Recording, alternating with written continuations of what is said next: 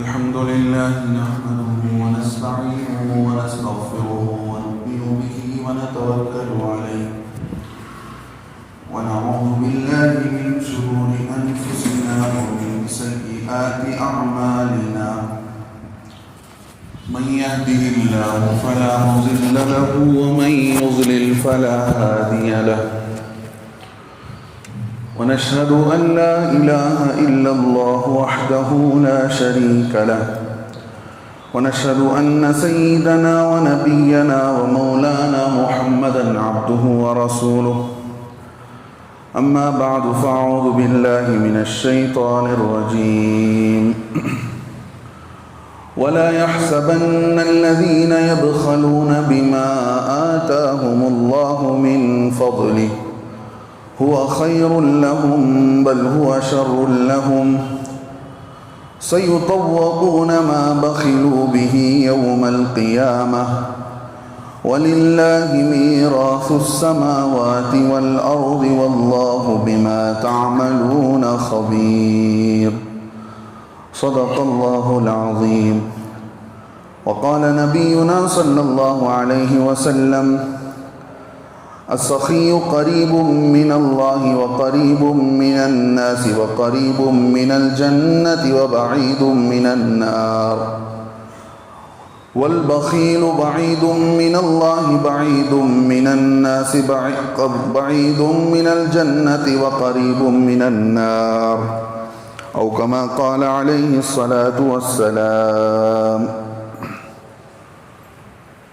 بزرگان دین، قابل احترام بھائی و دوستو، اللہ تبارک و تعالی نے انسان کو دنیا کی زندگی کے اندر جو بھی نعمتوں کو دے رکھا ہے وہ چند دنوں ہی کے لیے دی گئی ہیں. جب انسان ہمیشہ رہنے کے لیے نہیں آیا ہے تو انسان کو جو چیزیں اللہ کے طرف سے دی گئی ہیں وہ بھی ہمیشہ کے لیے نہیں ہیں. اللہ تبارک و تعالی مال و دولت، دنیا کی نعمتیں جو دے رکھی ہیں، یہ حساب و کتاب وقتی ہے. پہلے کسی اور کے ہاتھ میں تھا، پھر آدمی کو اللہ تبارک و تعالی نے دوسرے سے لے کر دیا، پھر ایسے ہی وہ چیز ہمارے ہاتھ سے کسی تیسرے کے ہاتھ میں جائے گی. غرض یہ ہے کہ یہاں کی کوئی چیز قرار نہیں ہے، ہمیشہ رہنے کے لیے نہیں آئی ہے. اور دنیا کے اندر آدمی محنت کر کے مال کو جمع کرتا ہے تو یہ اس کا جمع کرنا اور دنیا کو بسانا اللہ اور اس کے رسول کے یہاں پسند نہیں کیا گیا ہے. اسی لیے ضرورت کی زندگی گزارنے کو کہا گیا کہ جتنی تمہاری ضرورت ہے اتنے لباس رکھو، اور جتنا ضرورت کا سامان ہو اتنا اپنے پاس رکھو. جتنی ضرورت ایک مکان میں آدمی کو رہنے کے لیے پیش آتی ہو اس کے بقدر مکان بناؤ، اور تمہارے آئندہ کی ضرورت کے لیے جو چیز کام آ سکتی ہے، مال اور دولت اور کچھ چیزیں انسان کی ضرورت کی، اس کو آدمی جمع کر سکتا ہے. ورنہ مستقل طور پر آدمی اپنے مال کو جمع کرتا ہی رہے، پیسے پر پیسے جمع ہو رہے ہیں، فلاٹ پر فلاٹ جمع ہو رہے ہیں، اور بزنس پر بزنس بڑھتا جا رہا ہے. اگرچہ یہ چیز جائز ہے، لیکن اگر اس وجہ سے آدمی دنیا کی حرص و لالچ میں پڑ رہا ہے، ضرورت سے زیادہ مال و دولت دنیا کی حرص کی وجہ سے جمع کر رہا ہے، اور خود ہی بڑا رہنے کا خواب ہے، اپنے کو مالک کے طور پر تصور کرتا ہے کہ میں یجمان اور مالک ہوں، لہذا میری عزت اور میرا اسٹیٹس یہی برقرار رہے۔ اگر اس سوچ کے ساتھ آدمی دنیا جمع کر رہا ہے تو پھر وہ مال اور وہ دولت اس کے لیے وبال بننے والی ہے۔ اور یہ حرص کی لالچ آدمی کے اندر جو چیز پیدا کرتی ہے وہ کنجوسی ہے، اور کنجوسی کا اسلام سے کوئی تعلق نہیں ہے۔ اسلام نے مال جمع کرنے کا تصور ہی نہیں دیا دنیا کے اندر۔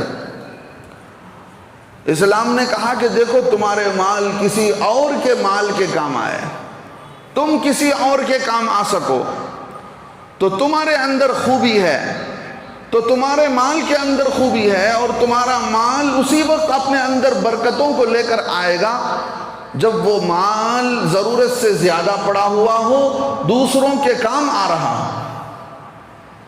اگر ضرورت سے زیادہ ہے پھر بھی آدمی اپنی پڑوسیوں کی فکر نہیں رکھ رہا ہے، اپنے رشتہ داروں کی خیر خبر نہیں رکھتا ہے، مال پر مال جمع کر رہا ہے، صبح شام پیسے گننے سے فرصت نہیں ہے، ایسے دینار و درہم چاندی سونے کے غلام پر پیارے آقا صلی اللہ علیہ وسلم نے بددعا فرمائی، فرمایا تعیس عبد الدینار و عبد الدرہم، دینار اور درہم کے پجاری اور غلام ہلاک و برباد ہو جائے۔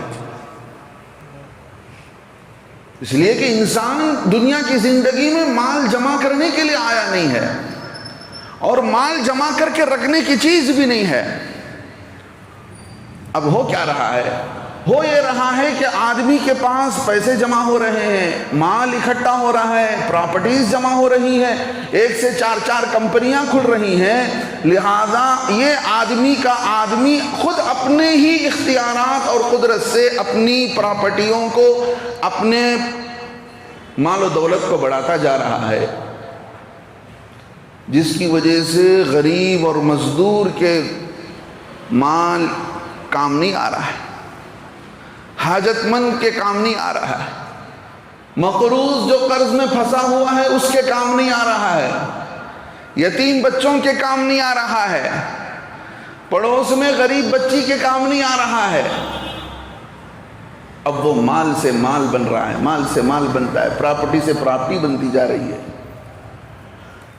اب آدمی حرص و لالچ کے اندر کسی بھی طریقے سے بڑا بننے کا شوق ہوتا ہے، اور اس کی خواہش اسے مال کے اندر ایسا اندھا کر دیتی ہے، کسی بھی طریقے سے مال کماتا ہے، کسی بھی طریقے سے مال کو کھسوٹتا ہے، چاہے جھوٹ بول کر ہو، دھوکہ دے کر ہو۔ مال جمع کرنا برا نہیں ہے، لیکن مال جمع کرنے کے لیے آدمی جو راستہ اختیار کر رہا ہے، چوری کے ذریعے، ڈکیتی کے ذریعے، منسٹر ہیں اور گورنمنٹ ڈپارٹمنٹ کے اندر ہیں تو رشوت کے ذریعے، کانٹریکٹر ہیں تو کمیشن کے ذریعے، جو لوگ عہدے پر بیٹھے ہوئے ہیں، رشوتوں کا بازار گرم ہے، اور حکومت قانون بنا رہی ہے عوام کے لیے، اور عوام سے مال لیا جا رہا ہے، ٹیکس وصول کیا جا رہا ہے، ان سے گھر کے پیسے، گھر پر جو ٹیکس آتا ہے وہ لیا جا رہا ہے، پانی کا ٹیکس لیا جا رہا ہے، ہر چیز پر ٹیکس لگائے جا رہے ہیں، لیکن یہ سرمایہ دار، یہ اونچے طبقے کے لوگ ساری ملائی کاٹ رہے ہیں۔ اللہ کے نبی صلی اللہ علیہ وسلم نے کبھی یہ فارمولہ نہیں دیا۔ اسلام اس سسٹم کا دشمن ہے کہ چند آدمیوں کے پاس مال اکٹھا ہو جائے، وہی رولنگ کرتے رہیں، اور وہ جو ہے لکھ پتی سے کروڑ پتی پھر ایسے ہی بڑھتے چلے جا رہے ہوں، اور محلے کا غریب وہی ٹھیلا بیچ کر اپنی غربت کو ختم کرنے کی کوشش کر رہا ہے۔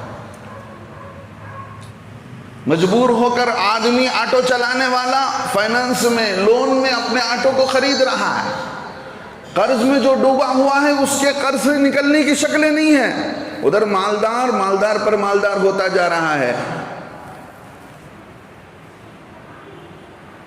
دیکھیے اسلام نے سود کو کیوں منع کیا؟ اسلام نے سود کو اسی لیے منع کیا کہ سود کے اندر یہ ہوتا ہے کہ مال چند سرمایہ کاروں کے ہاتھ میں آ جاتا ہے، چند لوٹنے کھسوٹنے والوں کے ہاتھ میں آ جاتا ہے، اور وہ سوسائٹی کے اندر نہیں پھیلتا ہے، چند ہی لوگ اس کے نفع کو کھا رہے ہوتے ہیں، پیسے پر پیسہ جمع ہو رہا ہوتا ہے۔ اس سے غربت نہیں ختم ہوتی، اس سے غربت مزید بڑھتی ہے۔ اور جیسے میں نے بتایا، قانون صرف عوام کے لیے بن رہا ہو اور سیاستدان اور عہدے پر اور کرسیوں پر بیٹھے لوگوں کے لیے کوئی دوسرا قانون ہو، ان پر کسی کا شکنجہ نہیں پڑتا، ان کے گھر کوئی انکم ٹیکس آفیسر نہیں پہنچتا، ان کے گھر کبھی انفورسمنٹ ڈائریکٹر ED نہیں پہنچ رہا ہے، تو ایسی سوسائٹی مزید خلاش ہوتی چلی جاتی ہے، اور اس کی ہلاکت اور اس کا نقصان اتنا زیادہ ہوتا چلا جاتا ہے میرے دوستو بزرگوں، ہم اس کو اندازہ نہیں کر سکتے۔ یہ چیز اصل ہے کہ لوگ کسی بھی طریقے سے مال جمع کر رہے ہوں، بل کراسنگ کر رہے ہیں، آج لوگ بل کراسنگ کے ذریعے سے جو ناجائز طریقے ہو سکتے ہیں، ایک آدمی کو ناجائز طریقے سے کمانے کی عادت پڑ گئی ہے۔ مان لیجئے ایک آدمی بل کراسنگ کے ذریعے سے اپنا نفع زیادہ لوٹ رہا ہے، اپنا نفع زیادہ لوٹ رہا ہے۔ اگر اس طریقے سے نفع لوٹ رہا ہے، مان لیجئے بل کراسنگ کیا ہوتا ہے، مجھے مال چاہیے لیکن میرے پاس پیسے نہیں ہیں،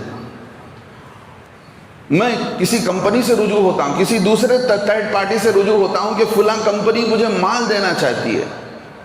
اب وہ آدمی اس سے بات کرتا ہے کہ بھئی کتنے میں مال دو گے؟ کہ ہم مولوی صاحب کو مال دیں گے 250 روپے میں، لیکن یہ تھرڈ پارٹی چارج کرتا ہے مجھے 300 روپے میں، گویا مجھے مال ملے گا 300 میں، وہ اس سے لے گا 250 میں۔ اس طرح کی بل کراسنگ ہوتی ہے جس کی وجہ سے آدمی غلط طریقے سے وہ کما رہا ہے، اور یہ آدمی جو اصل محنت کر رہا ہے اس کو وہ پرسنٹ نہیں ملتا، اس کو وہ منافع نہیں مل رہا ہے۔ تو جس کی عادت غلط طریقے سے کمانے کی ہو گئی، وہ ہر موقع پر ہر جگہ رشوت کے ذریعے، دھوکہ دھڑی کے ذریعے، اور آنے والے چیکنگ کرنے والے افسروں کو، پولیسوں کو رشوت دے کر غلط طریقے سے اپنے کاروبار کو بڑھاتا چلا جا رہا ہے۔ مال تو جمع ہو رہا ہے، مالدار تو بڑھ رہے ہیں، لیکن معاشرے کی غربت ختم نہیں ہو رہی ہے، معاشرے کی غربت اس سے زیادہ بڑھ رہی ہے۔ گویا بزنس کے اندر بلیکزم، بلیک طریقے سے کیسے مال کھسوٹا جائے، یہ چیز عام ہو گئی، جس کی وجہ سے ان کے مال میں برکت نہیں، اور دنیا کے اندر آدمی سکون کو ترس رہا ہے۔ وہ مال سکون کو نہیں لے کر آتا، وہ مال مصیبتوں کو لے کر آتا ہے، پریشانیوں کو لے کر آتا ہے۔ اللہ کے نبی صلی اللہ علیہ وسلم نے جو سوسائٹی بنایا مدینے کے اندر، اللہ کے نبی علیہ السلام فرماتے ہیں، لوگوں، ایک موقع پر فرمایا افشوا السلام، لوگوں سلام کیا کرو، وصلوا الارحام، رشتہ داریاں باقی رکھا کرو، واطعموا الطعام، کھانے کھلایا کرو۔ آگے اللہ کے نبی صلی اللہ علیہ وسلم نے فرمایا کھانے کھلایا کرو، غریبوں کو کا خیال کیا کرو۔ اللہ کے نبی صلی اللہ علیہ وسلم آگے فرماتے ہیں صلو باللیل والناس نیام، راتوں میں اٹھ کر اللہ کو یاد کیا کرو، نماز پڑھا کرو۔ تدخل الجنت بالسلام، سلامتی کے ساتھ جنت میں داخل ہو جاؤ گے۔ اگر تم کسی کے پڑوسی ہو تو لیس المؤمن الذی یشبع وجارہ جائع، اللہ کے نبی فرماتے ہیں وہ شخص ایمان والا نہیں ہے جو خود تو پیٹ بھر کر سو رہا ہے، اس کا پڑوس بھوکا سو رہا ہے۔ اللہ کے نبی صلی اللہ علیہ وسلم نے حسن سلوک، آپس کی رواداری، ایک دوسرے کا خیال رکھنا، ایک دوسرے پر نچھاور کرنا، آپ اندازہ کر کے دیکھیں کیسے پھٹر دل انسانوں کو، جن پر کوئی حکومت کے لیے کرنے کے لیے تیار نہیں، اس اسلام نے آ کر، اس کلمے نے آ کر ان کے دلوں کو کیسے موم بنا دیا۔ ایک مسافر آ رہا ہے مدینہ پاک کے اندر، اللہ کے نبی صلی اللہ علیہ وسلم فرماتے کون آج کی رات اس کا خیال کرے گا؟ ایک صحابی کھڑے ہوتے ہیں، اللہ کے نبی علیہ السلام آپ مجھے بھیج دیجئے، میں لے جاؤں گا گھر، میں کھلاؤں گا کھانا۔ گھر لے گئے، بچے رو رہے تھے، بیوی سے کہا کہ دیکھو اللہ کے نبی علیہ السلام کے مہمان آئے، کچھ نہ مت کرنا کہ نہیں ہے یہ مت کہو۔ بیوی نے کہا اللہ کے بندے کچھ تو پوچھ لیتے، کچھ تھوڑا سا کھانا رکھا ہے بچوں کے لیے، میں بچوں کو بھوکے سلا دوں؟ بچوں کو بہلا پسلا کر کے سلا دینا، نبی علیہ السلام کے مہمان ہیں، ہم دونوں بھوکے سو جائیں گے، جو مہمان آیا ہے اسے کھلائیں گے۔ کون ہے، کہاں کا ہے، کس کی رشتہ داری، کیا برادری، کیا سید ہے کہ دکنی ہے کہ لبا ہے کہ کیا ہے، کسی کو نہیں پتا۔ کلمے کی نسبت پر معاشرے کو بنایا جا رہا ہے، society of the Medina create کی جا رہی ہے، ان بنیادوں پر بنایا جا رہا ہے، ان بنیادوں پر۔ بچوں کو پانی پلایا، جیسے بھی بہلا پسلا کر سلا دیا، بیوی بچے رات میں بھوکے سو گئے، مہمان کو کچھ کھلایا۔ فرمایا انہوں نے کہ دیکھو میں چراغ بڑھانے کے بجائے بہانے چراغ کو بجھا دوں گا تاکہ مہمان کو پتہ نہ چلے کہ کھانا اتنا ہی ہے، مہمان جو بھی ہے پورا کھا لے۔ ہائے ہائے کیسے لوگ تھے، آج تو صرف باتیں رہ گئی ہیں۔ اللہ ہمیں بھی کچھ توفیق نصیب فرمائے کہ اپنا پیٹ نہ بھرے، سامنے والے کا پیٹ بھر جائے۔ یہ ہے اسلام کا مزاج۔ سامنے والا بھاڑ میں جائے، میرا گھر بنتا رہے، میں مالدار بنتا رہوں، میں لکھ پتی کروڑ پتی بنتا رہوں، یہ سوچ ہے فرعونی سوچ، ظالمانہ سوچ۔ اللہ کے نبی صلی اللہ علیہ وسلم کی خدمت میں صبح نماز کو ان کو لے کر پہنچ گئے، حضرت جبرائیل علیہ السلام قرآن کی آیتیں لے کر نازل ہو گئے۔ وَيُؤْثِرُونَ عَلَىٰ أَنفُسِهِمْ وَلَوْ كَانَ بِهِمْ خَصَاصَةٌ۔ پیارے آقا صلی اللہ علیہ وسلم آپ کے صحابی ایسے ہیں، اپنے جانوں پر دوسروں کو آگے رکھتے ہیں، دوسروں کو ترجیح دیتے ہیں، اگرچہ خود بھوکا رہنا پڑے، خود فاقہ اٹھانا پڑے۔ یہ آپ کی شان ہے، آپ کے صحابہ کی شان ہے۔ ایسے معاشرے کو کریٹ کیا گیا، سوسائٹی کو ایسے بنایا گیا۔ ابو سفیان اللہ کے نبی علیہ السلام کے شروع زمانے سے دشمن، فتح مکہ کے موقع پر ایمان میں داخل ہوئے ہیں۔ جب پتہ چلا ملک شام کے بادشاہ نے، روم کا بادشاہ جس کا نام ہرقل تھا، وہ ساتھ دے رہا ہے مسلمانوں کو، کچھ لوگ وہاں ہجرت کر کے چلے گئے تھے، تو ان کو چھڑانے کے لیے بادشاہ کے دربار میں گئے۔ وہاں جا کر ابو سفیان نے ہرقل بادشاہ کے سامنے ان بادشاہ کے سوالات کے جوابات دیے۔ اس جواب دیتے ہوئے ان کو سچ بولنا پڑا۔ اللہ کے نبی صلی اللہ علیہ وسلم کے عادات اور اخلاق اور آپسی بھائی چارگی اور محبت کا جو معاملہ صحابہ کے بیچ میں، اللہ کے نبی علیہ السلام کے بیچ میں تھا، دشمن ابو سفیان کی زبان سے نکل رہا ہے، یأمرنا بالصلاۃ، اے بادشاہ سلامت، وہ ہمیں نماز کا حکم دے رہے ہیں، والصدق والعفاف والصلۃ، سچائی کا حکم دیا جا رہا ہے، ایک دوسرے کو معاف کرنے کا حکم دیا جا رہا ہے، ایک دوسرے کے ساتھ رشتہ داریوں کو اور تعلقات کو جوڑنے کا حکم دیا جا رہا ہے۔ ہماری سسٹم کو بدل دیا گیا، ہمارے آپس کی دشمنیاں گویا ختم کر دی گئی۔ دشمن بھی مجبور ہو جائے آپ کے بارے میں سچی گواہی دینے پر، سچی گواہی دینے پر۔ آج دشمن تو دوست، آپ کا بھائی بھی آپ کے حق میں اچھی گواہی دینے کے لیے تیار نہیں۔ اللہ معاف فرمائے، ہمارے معاملات ایسے خراب ہو گئے۔ کنجوسی، جتنا آدمی اسٹوریج کرتا جا رہا ہے، سیونگ کرتا جا رہا ہے، اتنا بڑا کنجوس ہوتا جا رہا ہے۔ وَلَا يَحْسَبَنَّ الَّذِينَ يَبْخَلُونَ، اللہ تعالیٰ فرماتے ہیں لوگوں جو لوگ کنجوسی کر رہے ہیں کبھی یہ گمان مت کرو بما آتاہم اللہ من فضلہ، کنجوسی کرنے کی وجہ سے اللہ دے رہا ہے وہ ان کے لیے بہتر ہے، اسی لیے اللہ دے رہا ہے، ہوا خیر لہم، اللہ فرماتے نہیں بل ہوا شر لہم، یہ ان کے لیے بہت بری بات ہے کہ مال تو مل رہا ہے لیکن کنجوسی کر کے جمع کر کے رکھ رہے ہیں۔ سَيُطَوَّقُونَ مَا بَخِلُوا بِهِ، ان کی اس کنجوسی کی وجہ سے کل قیامت کے دن اللہ ان کے گلوں میں طوق ڈالیں گے، ہتھکڑیاں پہنائیں گے ان کے ہاتھوں میں۔ بڑھتی جا رہی ہے کنجوسی، اتنی کنجوسی بڑھ رہی ہے آدمی کے اندر مال ہی سب کچھ ہو گیا، اپنا اسٹیٹس اور اپنی سوچ ہی سب کچھ ہو گئی۔ ہم کون ہیں، کس لیے آئے ہیں، ہماری زندگی کا مقصد کیا ہے، ہمارا اصل فیوچر کیا ہے۔ آدمی اپنا مال سیونگ کیوں کر رہا ہے؟ آدمی اس لیے سیونگ کر رہا ہے کہ میرا فیوچر کیا ہوگا، میرے بچوں کا فیوچر کیا ہوگا۔ ارے تیرا فیوچر تو قبر ہے، تیرا فیوچر تو جنت ہے، تیری فیوچر تو آخرت ہے، کب مرے گا، کب اللہ کے یہاں پہنچے گا تجھے پتہ نہیں۔ مال پر مال جمع کر رہا ہے آدمی، کنجوسی بڑھتی جا رہی ہے میرے دوستو بزرگوں۔ یہ کنجوسی جب بڑھتی جاتی ہے اللہ معاف فرمائے اندر سے انسانیت نامی چیز مر جاتی ہے، ایک دوسرے پر رحم کھانے کا جذبہ نہیں رہتا، ایک دوسرے پر رحم کھانے کا جذبہ مر جاتا ہے، پھر اس کی سوچ یہ ہوتی ہے کہ کیسے زیادہ ہو، کیسے بڑھتا جائے۔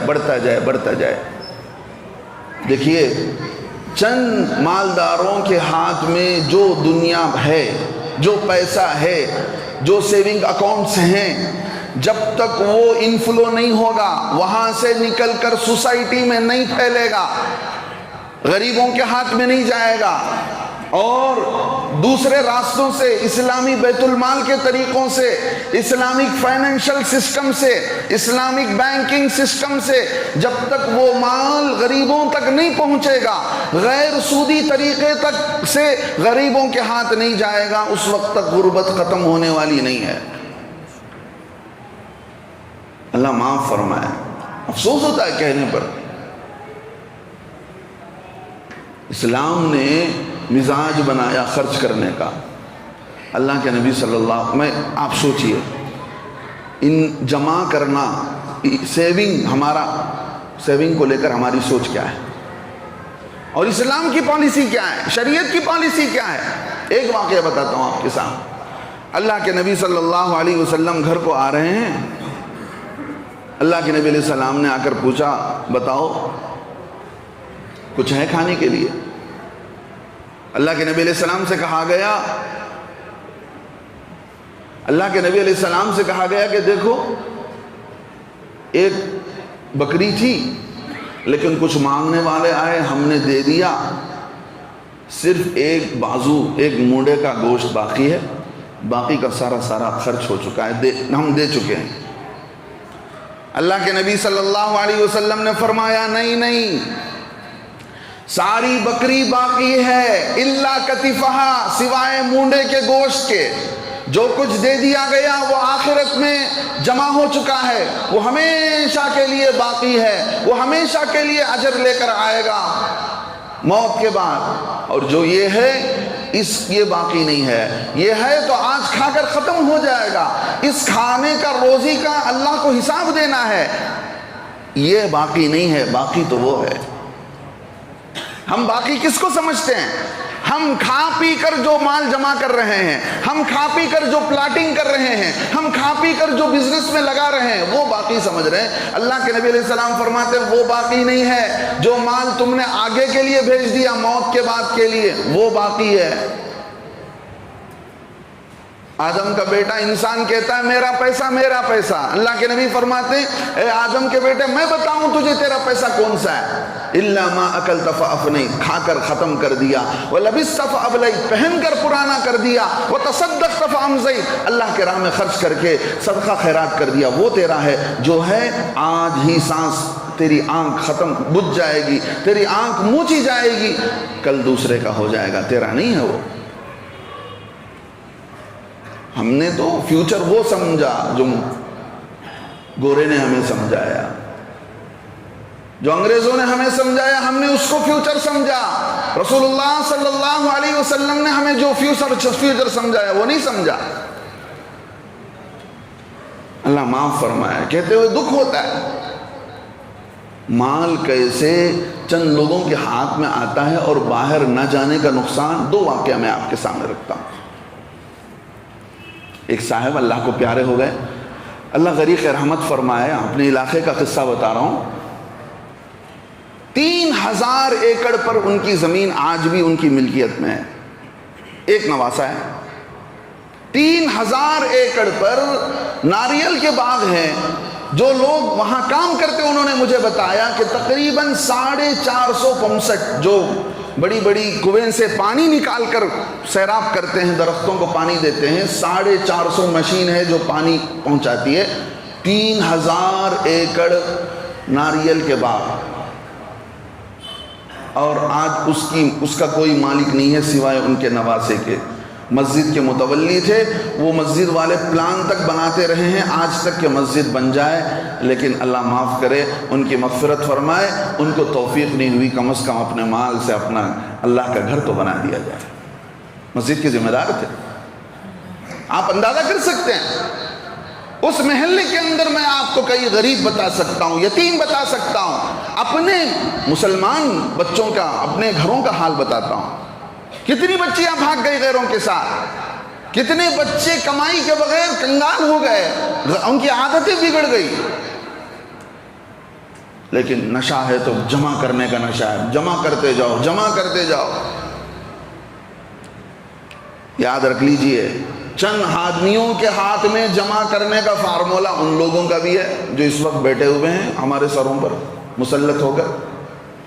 اگر آپ کا بھی وہ فارمولہ ہے، آپ اللہ رسول کو مان کر بھی وہ سوچتے ہیں کہ ہمارا فارمولہ وہی ہونا چاہیے کہ ہم بھی فیوچر کے لیے جمع کریں، چند آدمیوں کے ہاتھ میں آ جائے۔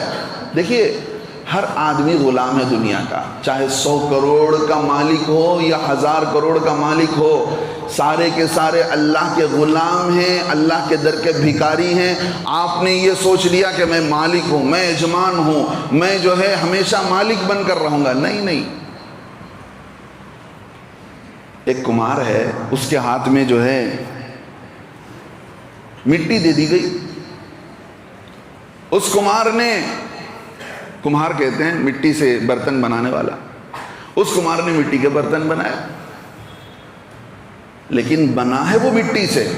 لوگ کہیں گے کہ کمہار نے بنایا، لیکن اس نے نہیں بنایا، اس کے ہاتھ میں مٹی آئی تب اس نے بنایا۔ انسان پیدا ہوا ماں کے گود میں رینگتا ہوا، پاخانہ کرتا ہوا، تب سے وہ حالت سوال میں پڑا ہوا تھا، کوئی مجھے دودھ پلا دے، کوئی مجھے پانی پلا دے، کوئی میرا دیکھ ریکھ کر لے۔ اس وقت سے لے کر قبر کے گڑھے تک انسان محتاج ہے، غلام ہے، مخلوق ہے۔ دنیا کے اندر کوئی مالدار اپنے کو مالکانہ سوچ لے کر جی رہا ہے تو سمجھ لیجئے اس سے بڑا فرعون کوئی نہیں ہے۔ بس میں ہی رہوں، دوسرا کچھ نہ، دوسرا کوئی نہ رہے۔ آپ کو درد نہیں انسانیت کا، آپ کے اندر غم نہیں کسی بیوہ یتیم کا، آپ کو غریبوں کی غمخواری نہیں ہے۔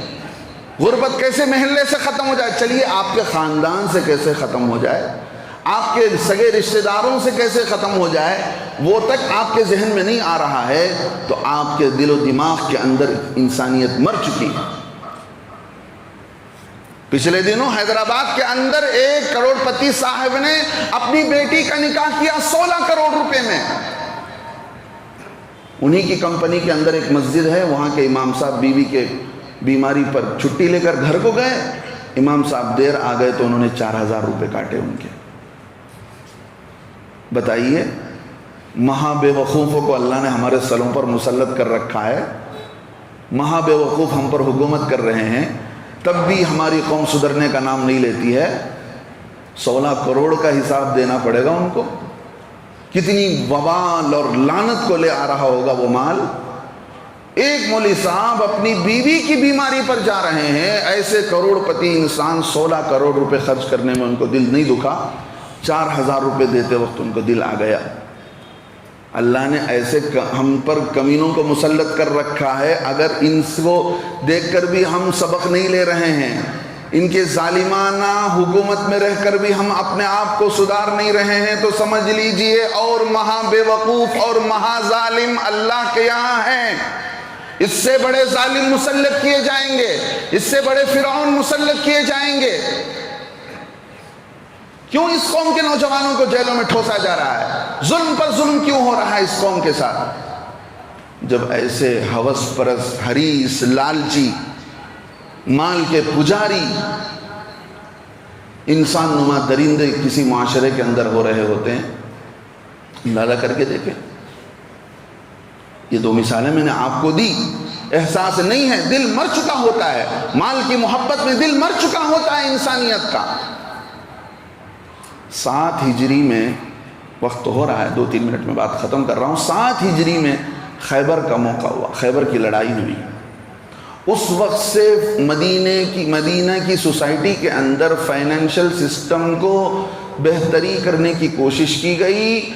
حضرت عثمان رضی اللہ عنہ کے زمانہ آنے تک، ان کے دور خلافت آنے تک 17 سال گزر گئے۔ 17 سال میں مدینے کے اندر کوئی غریب باقی نہیں رہا، کوئی غریب باقی نہیں رہا، سارے غریب ختم ہو گئے۔ حتیٰ کہ یمن سے پہلے سال تو 1/3 حضرت معاذ رضی اللہ عنہ نے حضرت امیر المؤمنین کو بھیجا، دوسرے سال آدھا پیسہ بھیج دیا، جو کچھ زکوٰۃ کے پیسے وصول ہوئے۔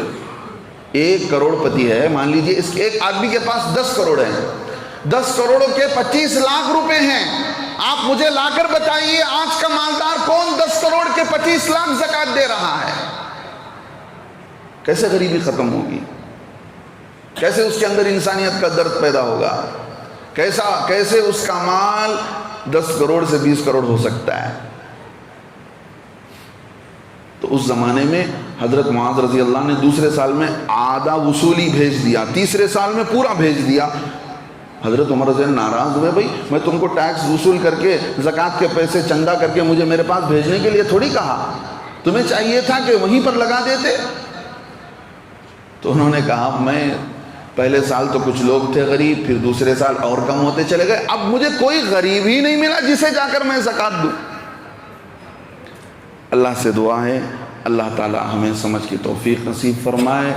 اللہ نے جن کو مال دیا ہے ایسے مالداروں کو مل بیٹھ کر مسلم کمیونٹی کے لیے بالخصوص اور دوسروں کے لیے بھی کچھ نہ کچھ معاشرے سے سود اور قرض اور فائنانس اور یہ ساری برائیاں اور جراثیم بیکٹیریاز جو ہماری سوسائٹی کو کھائی جا رہی ہیں، گھر گھر کے اندر فتنہ اور فساد کا ذریعہ بن رہی ہیں، اللہ ان سب کو ختم کرنے کی ان مالداروں کو توفیق نصیب فرمائے۔ زندگی باقی رہی تو اس موضوع پر اگلے ہفتے بھی کچھ آپ حضرات کے سامنے عرض کروں گا۔ اللہ ہم سب کو عمل کی توفیق نصیب فرمائے۔ آمین وآخر دعوانا الحمدللہ۔